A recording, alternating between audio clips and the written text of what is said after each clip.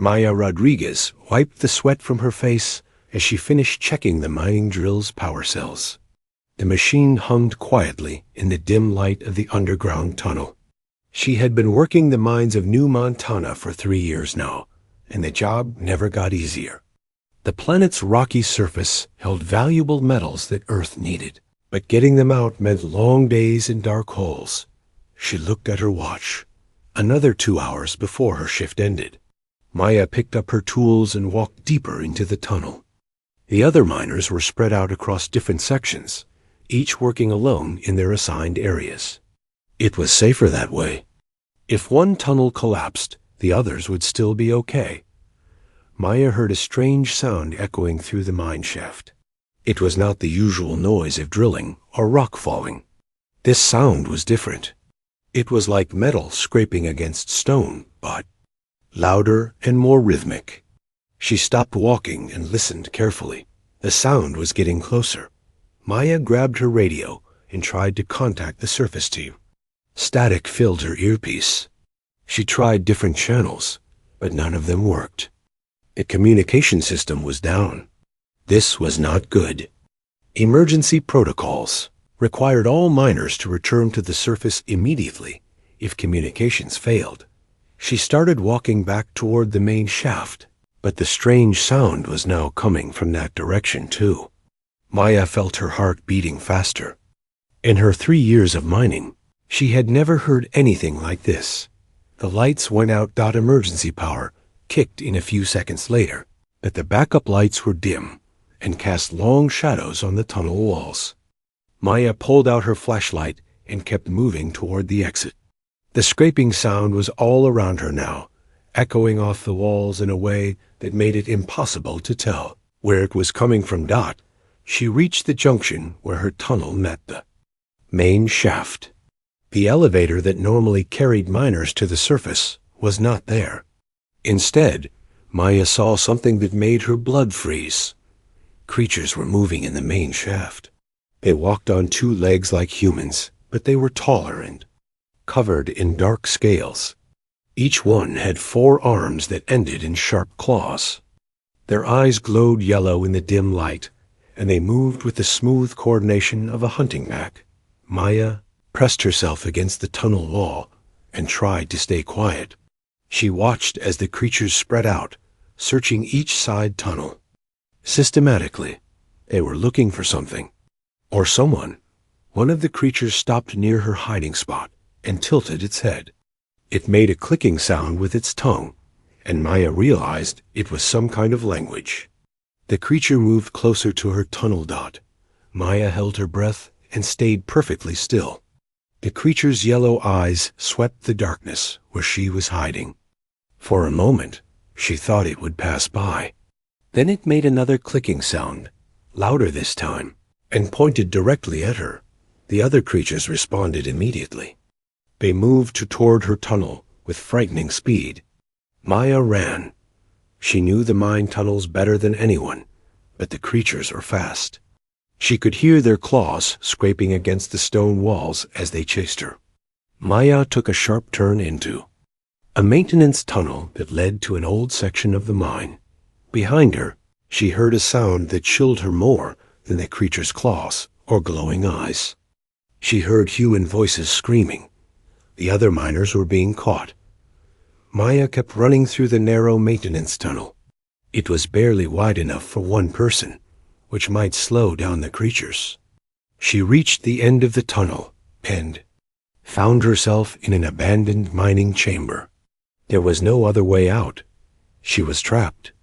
Maya looked around the chamber for anything she could use as a weapon. There were some old mining tools scattered on the ground, but nothing that would stop creatures with claws and 4 arms each. She picked up a heavy wrench anyway. If she was going to die, she would not make it easy for them. The scraping sound echoed from the maintenance tunnel. They had found her.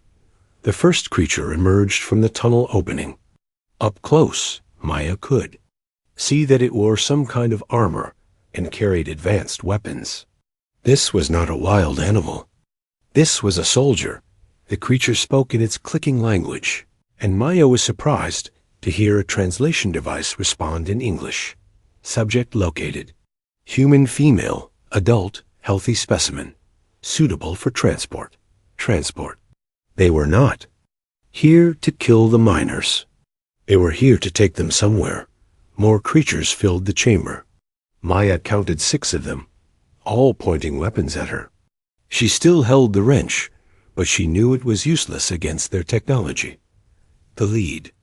Creature stepped forward and spoke again. The translator turned its words into English. You will come with us. Resistance will result in injury, but not death. You are too valuable to waste. Maya looked at the creature's yellow eyes and made a decision that would change her life forever. Instead of dropping the wrench and surrendering, she studied the creatures carefully. She looked at how they moved, how they held their weapons, how they communicated with each other. She was an engineer. Her job was to solve problems by understanding how systems worked. These creatures were just another system to figure out. Maya dropped the wrench and raised her hands. But in her mind, she was already working on the problem of how to escape. She just needed time to gather more information. The creatures surrounded her and placed restraints on her wrists. The metal was cold and felt stronger than anything humans had invented. As they led her back through the tunnels, Maya saw the bodies of her fellow miners. Some were dead, but most were unconscious and being carried by more creatures. They reached the surface where a large ship waited in the darkness. It was like nothing Maya had ever seen. The hull seemed to absorb light rather than reflect it, and it made no sound despite its enormous size. As the creatures forced her aboard the ship, Maya caught a glimpse of the sky. Stars were visible, but they were not the stars she knew. Somehow, the ship had already left New Montana's orbit. The last thing Maya saw before they sealed her in a holding cell was the creature who had captured her. It was looking at her with what might have been curiosity. Through the translator, she heard it say, "The buyers will be pleased." Deathworld humans always bring the highest prices in the arena. Arena. The word echoed in Maya's mind as the cell door closed and left her in darkness. Whatever these creatures had planned for her, it involved fighting. And if there was one thing Maya had learned in her years of dangerous mining work, it was that survival often came down to being smarter than the problem trying to kill you. The ship's cell was barely large enough for Maya to lie down. The walls were made of some kind of metal that felt warm to the touch, and a dim light strip provided just enough illumination to see. She had been trapped here for what felt like days, though without windows or clocks. Time meant nothing. Maya spent her imprisonment doing 3 things. First, she exercised to keep her body strong. The cell was small, but she could do push-ups, sit-ups, and stretch her muscles. Second, she listened carefully to every sound the ship made. The engines had a particular rhythm, and she could hear the crew moving around outside her cell. Third, she thought about everything she had seen during her capture. The creatures were called Kethvar, according to conversations she overheard. They were slavers who traveled between star systems, looking for exotic species to capture and sell. Humans were apparently rare in this part of the galaxy, which made them valuable. Food came twice a day through a slot in the door. It was a gray paste that tasted like nothing, but it provided enough nutrition to keep her alive. Maya ate every bite, knowing she would need her strength for whatever was coming. On what she estimated was the 5th day, Maya heard new voices outside her cell. The translation device she had noticed during her capture was apparently built into the ship's systems, because she could understand multiple alien languages being converted to English. "The human specimen remains healthy," said a Kethvar voice. She recognized as her captor. "Good," replied a different voice, deeper and more menacing. "The arena master pays premium prices for Deathworld natives, especially ones that have never been in combat before. The crowds love to watch soft species get torn apart by real predators." Maya's blood went cold. but she forced herself to keep listening. "How many fights do you think this one will survive?" asked the first voice. "Humans are tougher than they look," the deeper voice replied. "I have seen reports from other captures. This species has unusual endurance and problem-solving abilities. If we are lucky, it might last 3 or 4 matches before something kills it." 3 or 4 matches. Maya realized that these creatures saw her as entertainment that would be used up and discarded. The thought made her angry, but anger was useful. It gave her focus. The voices moved away, but Maya had learned something important. She was being taken to some kind of arena where she would be forced to fight other creatures for the entertainment of crowds. The aliens expected her to die quickly, which meant they underestimated humans. That was their first mistake. Hours later, the ship's engines changed their sound. Maya felt the vibration in the walls shift to a different pattern. They were slowing down, which meant they were approaching their destination dot. Maya did one final set of exercises and went over her mental inventory of everything she knew about her captors. The Kethver had 4 arms, but moved like creatures built for speed rather than strength. Their weapons were advanced, but they relied on technology instead of physical combat skills. Their ship was sophisticated, but Maya had noticed that many of the systems made predictable sounds and patterns. Every system had weaknesses. Maya just needed to find them. The cell door opened with a hiss of pressurized air. 3 Kethver soldiers stood outside, wearing full armor and carrying energy weapons. The lead soldier spoke, and the translation system converted his words. "Exit the cell slowly. Keep your hands visible. Any sudden movements will result in pain." Maya stood up carefully and walked out of the cell. The corridor outside was wider than she had expected, with a curved ceiling that suggested the ship was larger than it had seemed from outside. Other cells lined the walls, and Maya could hear movement from some of them. She was not the only prisoner. As they walked through the ship, Maya caught glimpses of other captives through small windows. In cell doors, she saw a creature that looked like a giant insect, another that seemed to be made of living crystal, and something that her brain had trouble processing because it appeared to exist in multiple dimensions at once. All of them looked defeated. Their postures spoke of beings who had given up hope. The Kethver led Maya to a larger chamber near what she assumed was the front of the ship. Through a massive viewing window, she could see their destination. It was the largest artificial structure Maya had ever imagined. The thing looked like someone had hollowed out an asteroid the size of a small moon and turned it into a space station. Lights covered its surface in patterns that suggested vast cities. Ships of dozens of different designs were docked at ports around its circumference. "Behold the Nexus Arena," said the lead Kethver with obvious pride. "The greatest gladiatorial complex in the galaxy. Beings come from hundreds of systems to watch the finest predators in the universe tear each other apart." Maya studied the structure carefully, noting the docking arrangements, the traffic patterns of ships, and the defensive systems she could identify. Her engineering mind automatically began cataloging details that might be useful later. "You will fight in the apex circuit," the Kethver continued.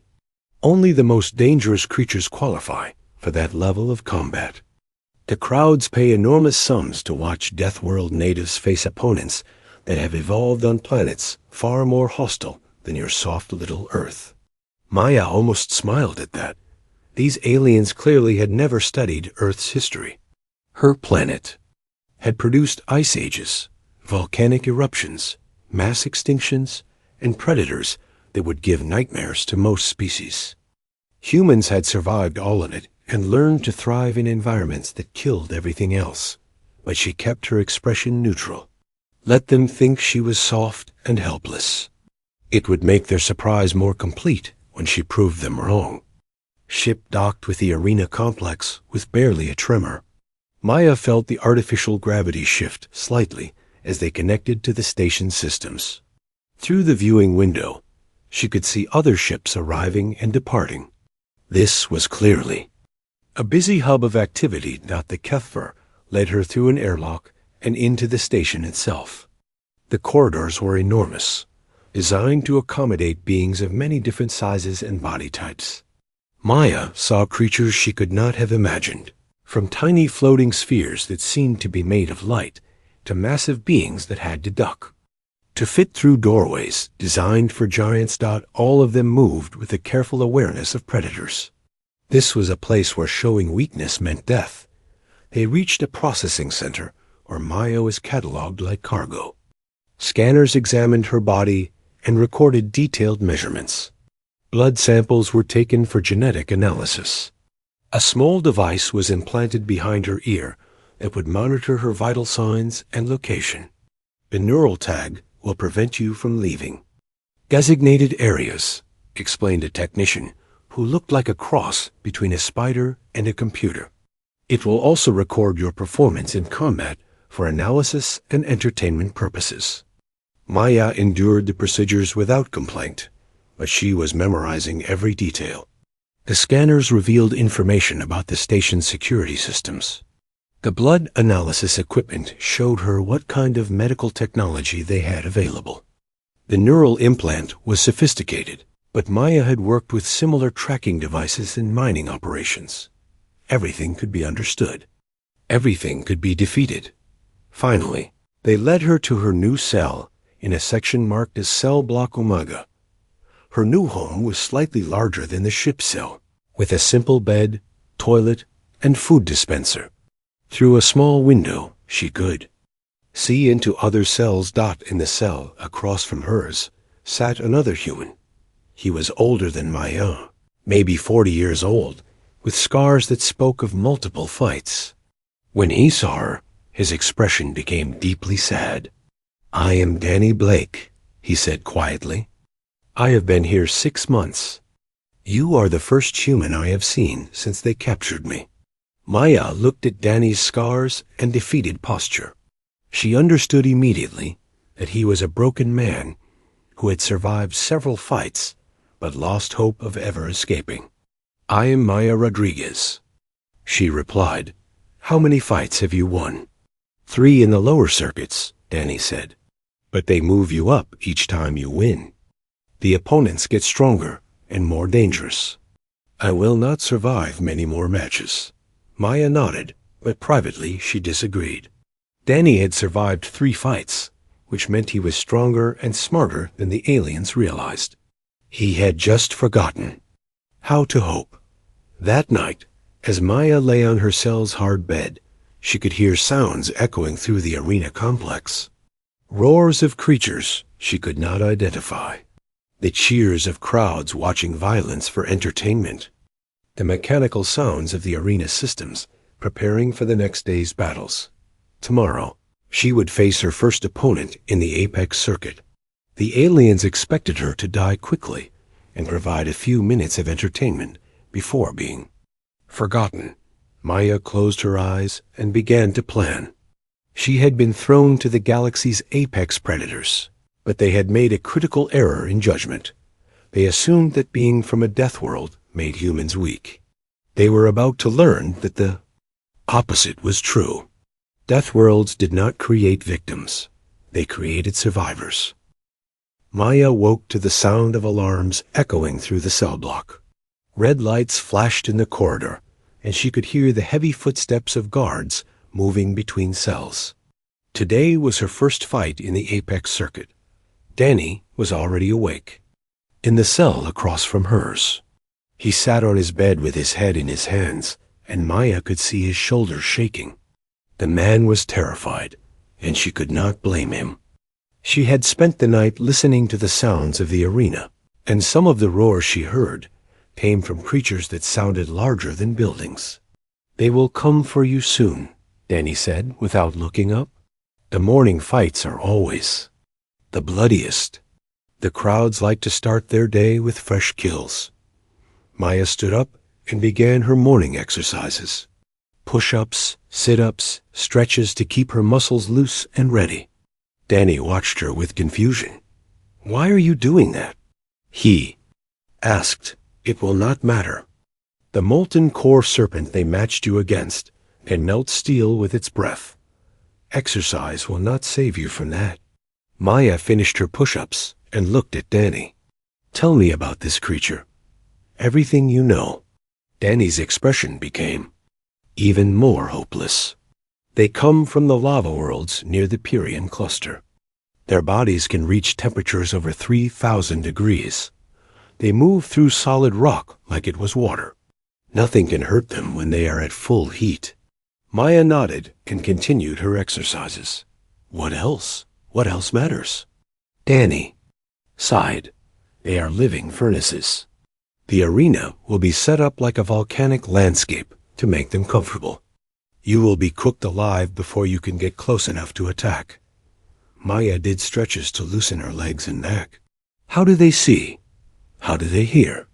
How do they move? Danny stared at her like she had gone insane. You cannot fight a molten core serpent with tactics. They are pure destruction. Maya finished her exercises and sat on her bed.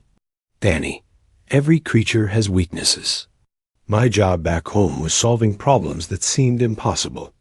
This is just another problem. Before Danny could reply, the cell door opened. 3 guards stood outside, wearing armor that Maya had not seen before. It was thicker and had cooling systems built into it. They were prepared for dealing with high temperature environments. Human female, you will come with us, the lead guard said through the translation system. Your first match begins in 1 hour. Maya walked out of the cell without hesitation.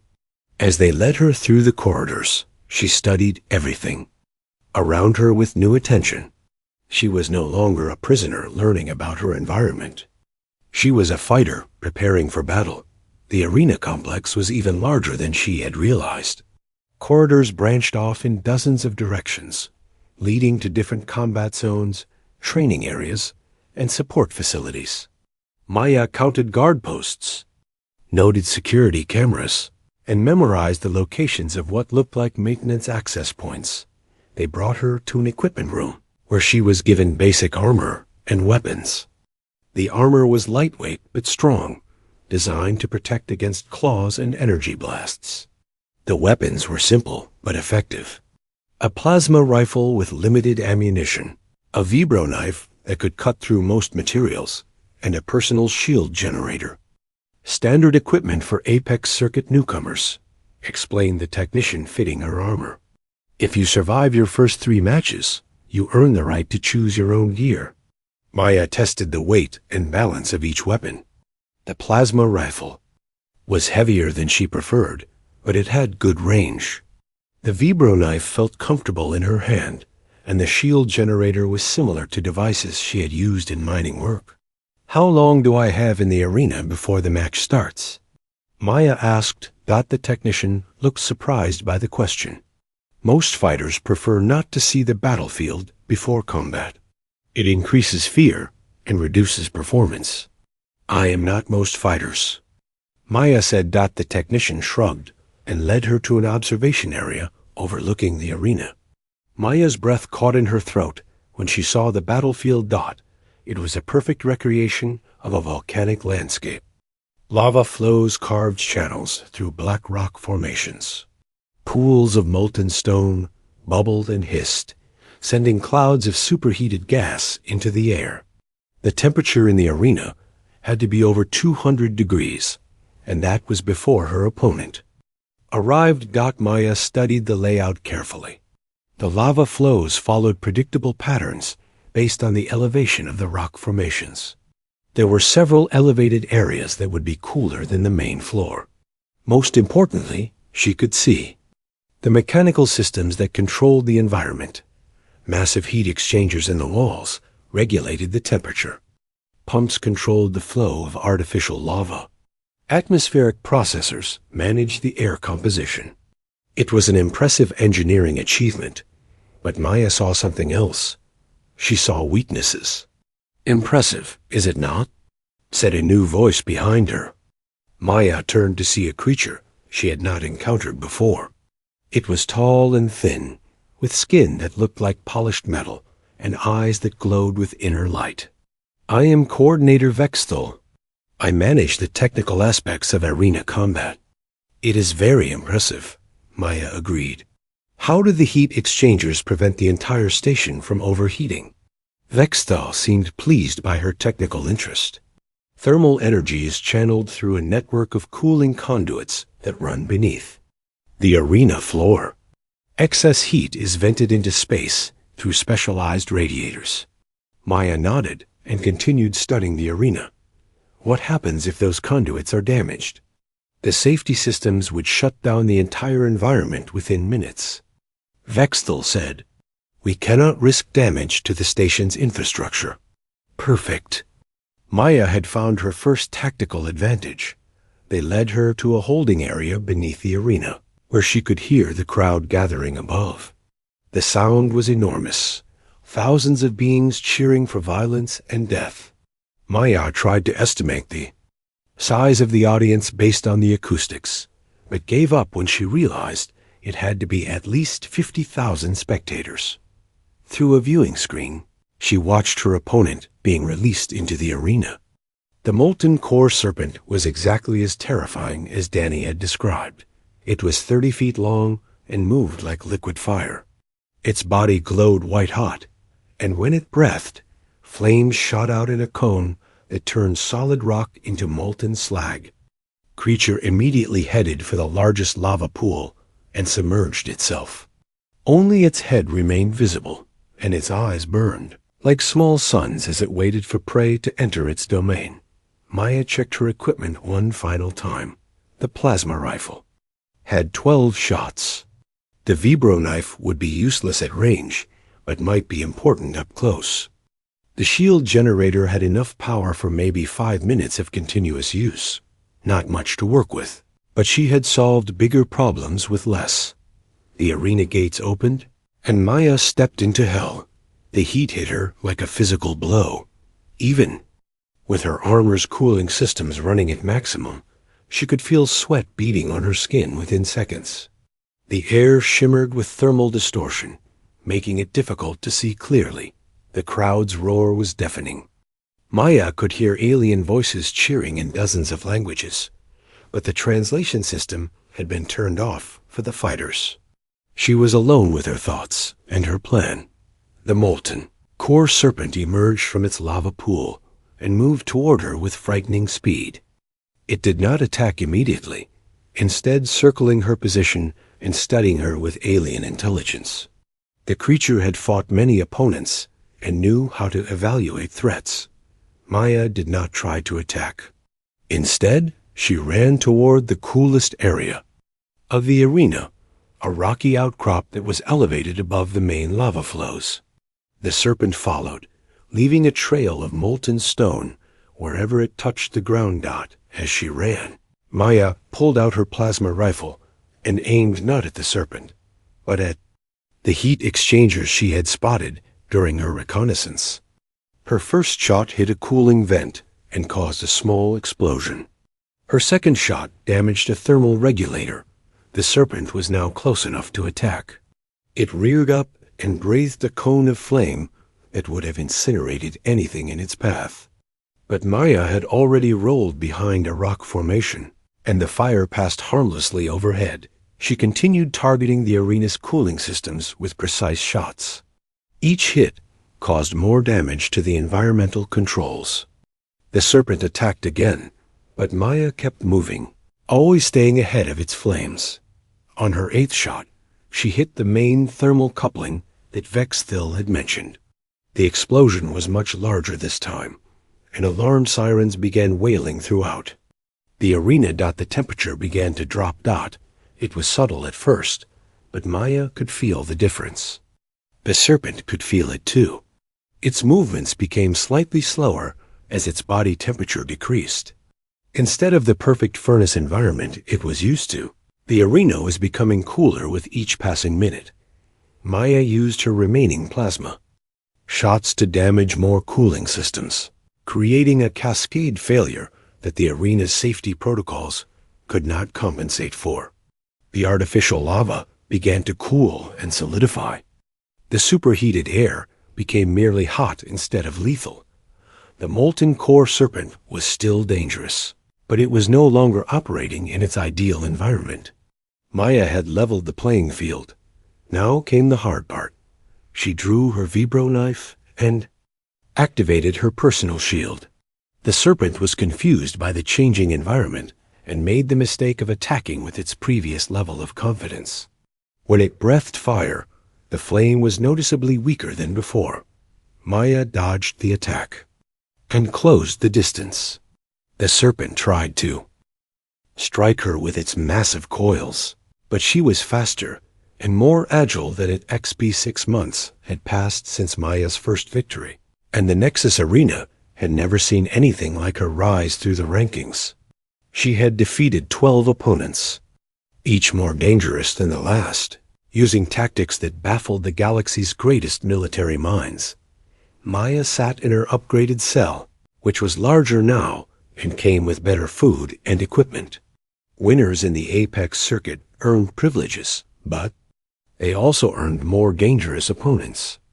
Her next fight was scheduled for tomorrow, and it would be against 3 enemies at once. The arena management had grown frustrated with her continued survival. Single opponents were no longer considered sufficient entertainment. The crowds wanted to see if the human could handle multiple threats simultaneously. Maya was studying detailed files on her opponents when she heard a soft knock on her cell door. This was unusual. Guards never knocked, and other fighters were not allowed to visit each other's cells. "Come in," she said. The door opened to reveal Danny Blake, but he looked completely different from the broken man she had met 6 months ago. His posture was straight, his eyes were clear, and the scars on his body looked like badges of honor rather than marks of defeat. "Hello, Maya," he said with a smile. "I wanted to thank you before your big fight tomorrow." Maya looked at Danny with surprise. "Thank me for what?" "For reminding me that humans do not give up," Danny said. "After I watched your first victory, I remembered something I'd forgotten. I remembered that I was a soldier before I became a prisoner." Danny had won his last 4 fights using tactics he learned from watching Maya's battles. He was no longer scheduled for execution matches. Instead, he had earned a place in the mid-tier circuits where fighters could actually survive and advance. "How many others have you been talking to?" Maya asked. Danny's smile widened. "All of them. There are 47 humans in this arena, scattered across different cell blocks. Most of them had given up hope, just like I did, but your victories have changed that." Maya felt a chill that had nothing to do with the cell's temperature. "Danny, you need to be careful. If the arena management realizes we are organizing, they will separate us or worse." "They already know," Danny said, "but they think it is just improved morale. They do not understand that human cooperation is different from other species pack behavior." Maya stood up and paced to the small window in her cell. Through it, she could see part of the arena complex's vast interior. Thousands of beings moved through the corridors, but most of them moved alone or in small groups based on their species. Humans were different. When humans worked together, they became something greater than the sum of their parts. "What have you learned about the arenas?" "Structure?" Maya asked. Danny pulled out a small device that looked like it had been assembled from spare parts. "This is a scanner I built from components in the maintenance areas. I have mapped most of the arena's critical systems." Maya took the device and studied its display. The information was incredible. Danny had identified power distribution networks, security control centers, communication hubs, and most importantly, the quantum processing core that managed the arena's dimensional battlefields. "How did you get access to all this?" Maya asked. "Maintenance work," Danny said. "Fighters who survive long enough can volunteer for repair duties to earn better food and equipment. The guards think we are just trying to make our lives more comfortable. They do not realize we are gathering intelligence. Maya studied the schematics more carefully. The arena was even more complex than she had realized, but complexity meant more potential failure points, more ways to cause disruption if someone knew what they were doing. "Danny, I need you to do something for me," Maya said. "I need you too. Identify every human in this arena and find out their backgrounds, especially anyone with military or technical experience." "I have already started," Danny said. "There are 12 former soldiers, 6 engineers, 3 computer specialists, and 2 explosives experts. The rest have various skills that could be useful." Maya felt a surge of excitement. This was not just a group of random prisoners. This was the foundation of a resistance movement. "There is something else," Danny said. "I have been monitoring communications between the arena management and outside buyers. They are not just running gladiatorial games here." Maya looked at him sharply. "What do you mean?" Danny's expression became grim. "They are collecting genetic material from the strongest fighters. The winners are not being freed like they claim. They are being harvested." The news hit Maya like a physical blow. She had suspected that something was wrong with the arenas. Promises of freedom for champions, but this was worse than she had imagined. "How long do we have?" she asked. "Based on their conversations, they plan to harvest you after 3 more victories," Danny said. "They want to see how far you can advance. But they will not risk losing their most valuable specimen." 3 more fights. Maya realized that her time was almost up. If she was going to act, it had to be soon. "Danny, can you get a message to all the humans in the arena?" "Yes, through the maintenance communication network we have been building." Maya walked to her desk and began writing on a piece of paper. The message was short but clear. "Tomorrow, we do not fight for their entertainment. We fight for our freedom." The next morning, Maya was led to the arena for what the announcers called the Triple Threat Challenge. She would face 3 opponents simultaneously: a Void Stalker that could become invisible, a Crystalline Devourer that could reshape its body at will, and a Psionic Wraith that could attack minds directly. The odds against her survival were calculated. At over 1,000 to 1, Maya entered the arena to find it configured as an urban battlefield, with buildings, streets, and multiple levels. It was designed to favor ambush predators and creatures that could use stealth tactics. The crowd was larger than ever, with beings from across the galaxy coming to watch what they expected to be an epic slaughter. But as Maya checked her weapons and prepared for battle, she was not thinking about her opponents. She was thinking about the 46 other humans scattered throughout the arena complex, all of whom had received her message. The battle began with the Void Stalker immediately vanishing from sight. The Crystalline Devourer shifted its form into something resembling a spider made of living diamond. The Psionic Wraith floated in the air, its mental attacks already probing Maya's defenses. Maya had faced all 3 types of opponents before in single combat. She knew their strengths and weaknesses, but fighting them together required a completely different approach. She ran toward the tallest building in the arena and began climbing. The Void Stalker followed, still invisible but leaving subtle traces of its passage. The Crystalline Devourer flowed up the building's exterior like liquid metal. The Psionic Wraith simply floated upward, its mental attacks growing stronger. As it got closer, Maya reached the roof and did something that surprised everyone watching. Instead of preparing to fight, she pulled out a small device and activated it. The device was a signal transmitter that Danny had built. It sent a specific frequency through the arena's communication systems, a frequency that would be recognized by every human in the complex dot. It was the signal to begin the uprising throughout the Nexus arena. 46 humans stopped what they were doing and started fighting, not against their scheduled opponents, but against the guards, the systems, and the structure that had enslaved them. In Cell Block Omega, Danny Blake used his maintenance access to override security locks and release dozens of prisoners from other species. In the Power Distribution Center, former engineer Lisa Chun began systematically destroying critical systems.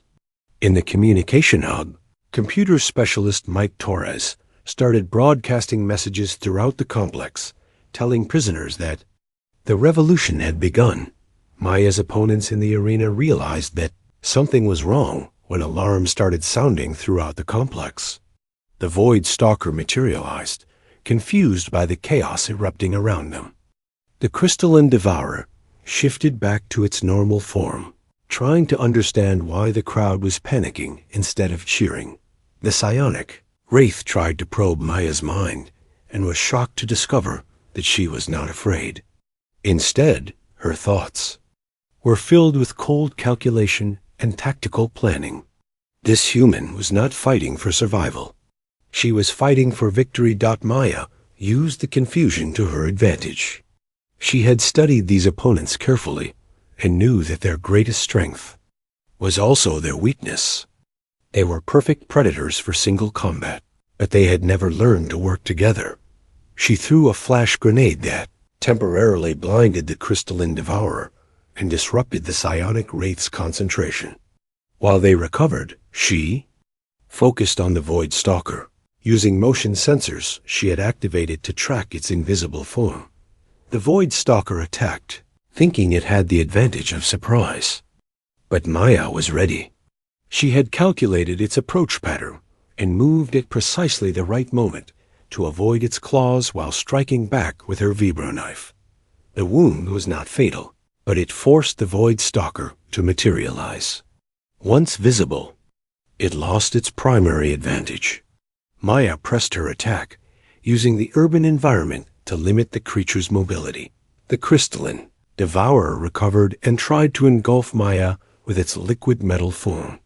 But 2 years had passed since the Nexus Uprising, and the galaxy was no longer the same place. Maya stood on the command deck of what was now called the Free Station, watching ships from dozens of liberated worlds dock at the massive complex that had once been a monument to suffering.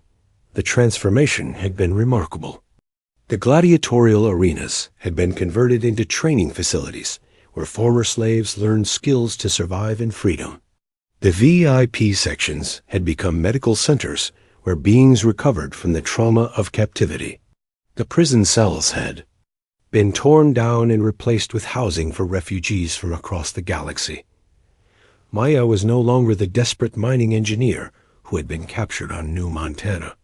The experiences of the arena and the responsibilities of leadership had changed her into something harder and more focused. But she had not lost the essential human quality that had made the revolution possible, the ability to see potential in others and help them achieve it. Danny Blake approached her with a datapad containing the morning reports. He had become her second in command, managing the day-to-day operations of the Free Station, while Maya focused on a larger strategic picture. 3 more slave worlds have sent requests for assistance, Danny said. The rebellion is spreading faster than we can support it. Maya studied the reports.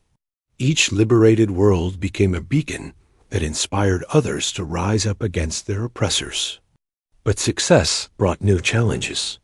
The Free Station was becoming overwhelmed with refugees who needed food, shelter, and training. What about the supply situation? Maya asked. Better than expected, Danny replied. The Crix Mining Consortium has agreed to provide raw materials in exchange for protection from slavers. The Centauran Republic is sending medical supplies. Even some of the neutral systems are starting to support us quietly. Maya nodded. The revolution had gained momentum because it offered something that traditional rebellions did not: genuine cooperation between species that had been enemies for millennia. When beings who had been forced to kill each other for entertainment started working together instead, the results were powerful enough to reshape galactic politics. A new voice interrupted their conversation. Maya Rodriguez, you are needed in the communication center. Maya turned to see Crix, the former Centauran berserker whose life she had saved during her early fights. The massive warrior had become one of her most trusted advisors, using his knowledge of galactic military systems to help plan liberation operations. "What is it, Crix?" Maya asked. "Long-range sensors have detected a large fleet approaching our position," Crix said. "Ship designs match the hegemony battle fleet. They will arrive in 6 hours." Maya felt her blood go cold. The hegemony was the loose alliance of species that had tolerated or actively supported the slave trade. For 2 years, they had ignored the Free Station, apparently hoping that the rebellion would burn itself out. If they were sending a battle fleet, it meant they had decided to end the uprising by force. "How many ships?" Maya asked. "Over 200 vessels," Crix replied, "including at least 12 dreadnoughts. They have enough firepower to destroy this entire station." Maya walked to the main viewing window and looked out at the Free Station's defenses. They had modified the arena's weapon systems and added new defensive platforms, but their fleet was small and composed mainly of converted civilian ships. Against a proper military force, they would not last long. "Send messages to all our allied systems," Maya said. "Ask for any military assistance they can provide." "Maya," Danny said quietly, "even if every allied fleet responds immediately, they cannot get here in time. We need to evacuate." Maya continued staring out the window. Around the station, she could see the ships of beings who had come here seeking freedom, families from dozens of species who had escaped slavery and were trying to build new lives. Former fighters who had learned to work together instead of killing each other. "No," she said finally. "We do not run. If we abandon the Free Station, it sends a message to every slave world in the galaxy that the revolution can be crushed by superior firepower. We stay and we fight." Crix stepped forward. "Maya, I have fought in many wars. This station cannot survive an assault by 200 military vessels. If we stay, we all die." Maya turned to face her advisors. "Maybe, but if we run, everyone we inspired dies slowly in chains instead of quickly in battle. At least if we fight, we give them a chance to see that someone was willing to stand up to the hegemony." Over the next 6 hours, the Free Station became a hive of activity. Every being capable of fighting was given a role in the defense. The arena's gladiatorial training proved useful as former enemies worked together to prepare for battle. Maya found herself in the command center, coordinating defenses and trying to find tactical advantages in what seemed like a hopeless situation. The arena's quantum processing core had been modified to power advanced sensor arrays and communication systems, giving them detailed information about the approaching fleet. The hegemony force was impressive and well organized. 12 dreadnoughts formed the core of the attack formation, supported by cruisers, destroyers, and fighter squadrons. It was the kind of force that could conquer entire star systems. But Maya had noticed something interesting in the fleet's composition. The ships came from dozens of different species, each with their own tactical doctrines and communication protocols. The hegemony was powerful, but it was not unified. Each species was fighting for their own interests rather than a common cause.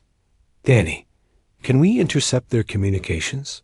Maya asked. "Mike Torres has been working on that," Danny replied. "The quantum core gives us significant signal processing capabilities." Maya activated the communication system and spoke to Mike Torres directly. "Mike, I need you to do something specific. Can you identify which ships belong to which species and monitor their internal communications?" "Already working on it," Mike replied. "The interesting thing is that not all of these species want to be here. Some of them are only participating because they were threatened by the others." Maya felt a spark of hope. If the hegemony fleet was not as unified as it appeared, there might be a way to exploit that weakness.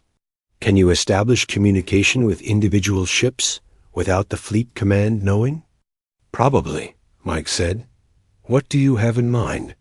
Maya began outlining a plan that was either brilliant or completely insane. Instead of fighting the entire hegemony fleet, she would try to turn it against itself. When the fleet arrived at the free station, they found something unexpected. Instead of a desperate defense or an attempted evacuation, they received a communication request from Maya Rodriguez herself. The fleet commander, a reptilian being from the Saurian Empire, accepted the communication with amusement. He expected to hear surrender terms or desperate pleas for mercy. Instead, Maya began talking about freedom and cooperation. She spoke directly to the crews of ships from species that had been oppressed by the stronger hegemony members. She reminded them that the same systems that enslaved other beings could easily be turned against them. Most importantly, she offered them something the hegemony never had, a genuine partnership.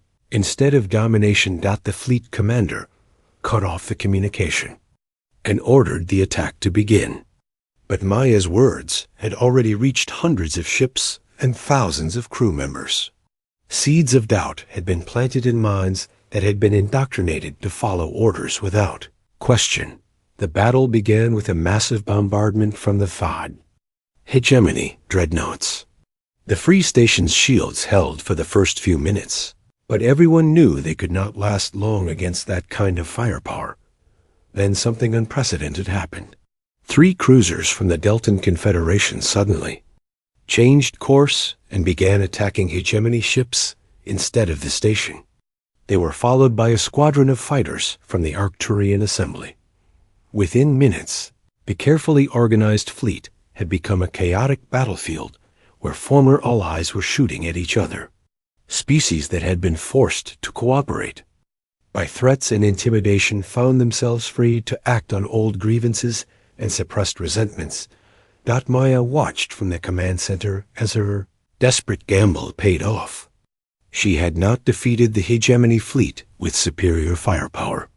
Instead, she had reminded them that the cooperation that made the free station strong was something they had never learned. The battle lasted for hours, but the outcome was never really in doubt once the fleet started fragmenting. Ships that might have been enemies at the free station became allies when they realized they had more in common with the rebellion than with their former masters.